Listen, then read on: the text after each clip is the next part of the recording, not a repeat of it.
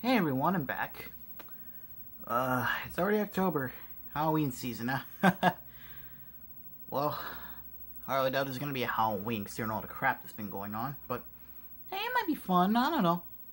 Well, you know what that day is. It's time for a VHS update, so enough of the dilly dally, let's just get this crap over with. Alright, to start off, we have 2 Universal films and 1 MGM VHS, but they're not any animated films. These are actually live action. The first one, though, oh boy. The Cat in the Hat, the live action version. Of course, this was released back in 2003. It did terribly, financially and especially critically. I just bought this just for the hell of it. I used to love the film, and I bet a lot of people did because it was their childhood favorites. I bought this because it's so terrible, it's fantastic, practically. This was co-produced by Universal, Imagine, and Dreamworks Pictures. And this was released around, I believe, 2004, April 2004? I might be terribly wrong. As you may see here, it's not in the best of shape, as you may see with the artwork sleeve. I had to replace the clamshell, but the tape itself, though, is pretty sharp, thankfully. Plays perfectly fine. So here's the label. It's expected from Universal cassettes at the time. The 7th week of 2004. It contains some print dates on the bottom too, but I don't know any of them.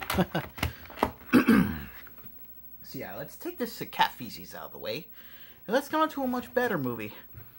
E.T. the Extraterrestrial. This is the limited edition cassette that came out in 2002. Of course, we all know E.T. It's a definite great movie. It originally came out in 1982, 83, maybe 84. And then I believe it later came out on VHS in 1988, after much demand. That or 1989, I don't know.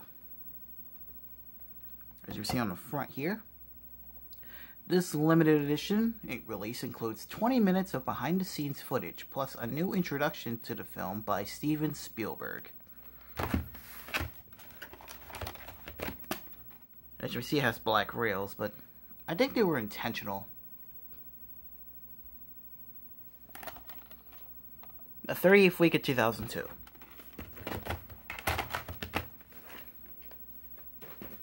The last VHS I bought is actually pretty cool. This is a 1980-something MGM release. Frank Sinatra, Portrait of an Album, with Quincy Jones Orchestra.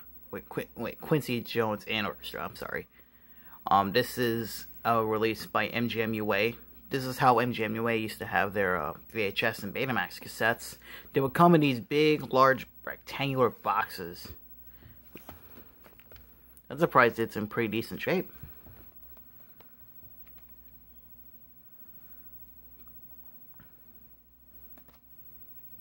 It's really basically a cassette full of music and junk, but it's not that bad. Here's the cassette. This is how MGM's labels used to look like back in the 80s. Before the 90s, where they would change it, and then later in the late 90s, where they became ink label producers.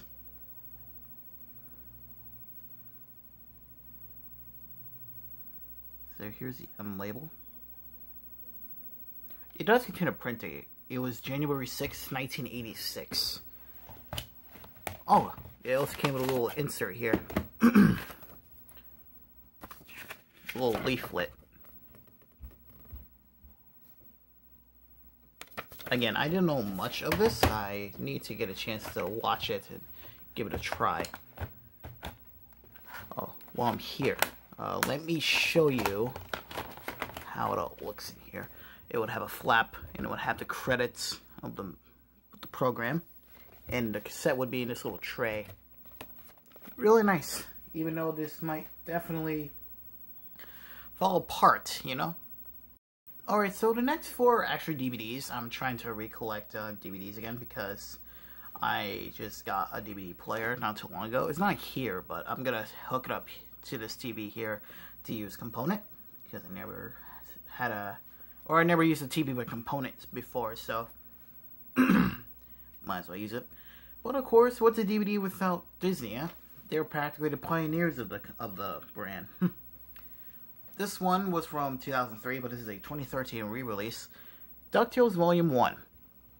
Like I said, this is a reissue of the 27-episode first volume that premiered back, I believe, 2002, 2003. This is the reissue from 2013. And of course, you 80s kids know, let me turn off this television here. It makes a little sound when you turn it off and turn it on. It's really neat. Anyway, DuckTales premiered all the way back in 1987 on ABC. And this was around the time where Disney was getting into the animation game on television, since they never did before.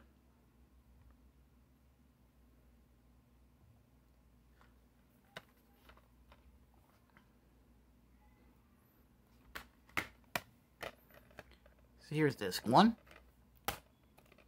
disc 2, and disc 3. There are 4 volumes in total, which basically, if you have all 4 volumes, you practically have the entire series. Volumes 2 and 3 are available, but Volume 4 is a Disney Movie Club exclusive, so get it while you can. Here is the other Disney DVD I have. The Muppets, the 2011 Muppet movie. If you don't know, the Muppets, basically classic pieces of film and television. Of course, they were originally made by the legendary Jim Henson. This was released back in 2011. It is the DVD version of the film. It was, of course, also released on Blu-ray.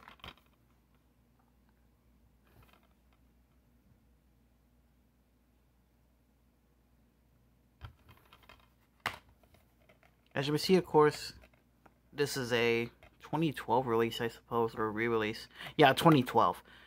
There's no artwork, because with Disney, before 2012, they would have artwork on their discs, but after, or beginning with 2012, oops, because of that, after 2012, they stopped doing, disc artwork. The last 2 are they're from a different company. The first one's from Warner Brothers, and this one was brand new, but I unsealed it, because why not? Tom and Jerry's Greatest Chases, Volume 3. 14 of Tom and Jerry's Greatest Cartoons. This was released back in 2009. As part of the family entertainment brand. I'm surprised they used it at that time. So it contains 14 shorts, and even includes a few from the CinemaScope age, around the mid to late 50s, which is really nice. And they're actually presented in their original CinemaScope form. Of course, if you know, Tom and Jerry used to air on television, and of course, television would be in 4:3. CinemaScope, well, it's much wider. So they would have to pan and scan the shorts, and of course, I'm not a fan, but I'm glad they kept the original aspect ratio for a bunch of the shorts. Some of them include Blue Cat Blues, Touche Pussycat, and The Flying Sorceress. I think those are the only 3 shorts. Yeah, I hardly doubt it. And it has disc artwork, which is nice. The last one's from Dreamworks. Kung Fu Panda. This was released all the way back in 2008. Unfortunately, this is the full screen version, which means it's in 4:3. Although, again, they only had the 4:3 version at Savers, unfortunately. I'll get the widescreen version soon.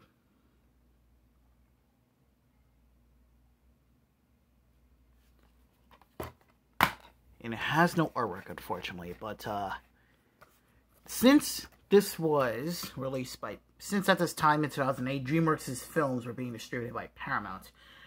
Paramount does not do artwork on their disc. I believe they didn't do artwork ever since 2006, 2007, I suppose. Of course, this is also on Blu-ray, and I think it's on 4K Ultra discs as well. I'm not too sure on that site, but I could probably be correct. I don't know. I needed to get it because I needed to rewatch it, since I remember having a lot of fun with it. And I bet you guys did, since, Kung Fu Panda is a pretty great franchise, and all things considered. And that's pretty much it, again. I think there's probably no way I didn't get much of it. It's probably because, of course, with previous videos, especially, the again, the previous video that premiered a couple weeks ago, where it had that huge lot that contained, you know, Schoolhouse Rock, Atlantis, The Lost Empire. I had a big lot there, so it's probably my fault that I picked it out dry. But at the same time, who uses VHSs anymore? But I know me, and there's another friend of mine that does too. But I don't know, technology, you know. Well, I'm gonna sign off, guys. Again, hope you guys be safe out there.